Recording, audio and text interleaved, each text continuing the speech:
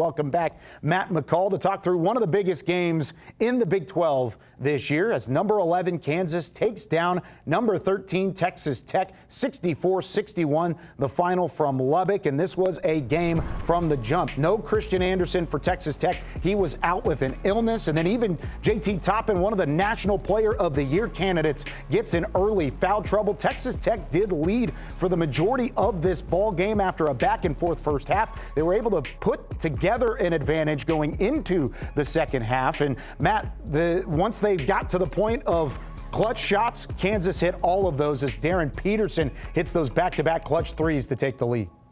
Yeah, first of all, it's great to see him out there, and it's great to see him out there consistently, and it's been in and out of the lineup. And sometimes when you're dealing with that, especially as a coach, and Bill Self does it as good as anybody in the entire country, you have to adjust. How are we playing offensively? How about the other players on the floor? I mean, we saw that UCF game earlier this season where in the first half he was out there for the majority of the game, and everyone was kind of standing around watching him and mesmerizing in what he was doing out on the floor. And Peterson in the second half, he doesn't play, and Melvin Council Jr. takes over the game.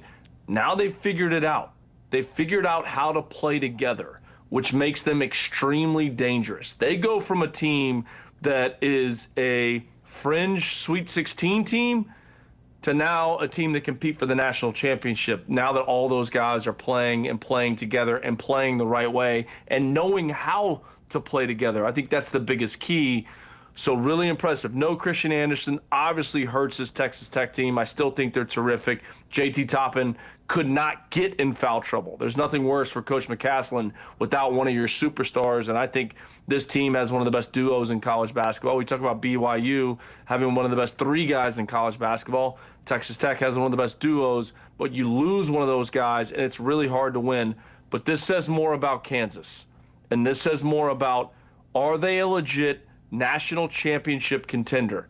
And yes, they are, because those guys, those five starters, have now figured out how to play together.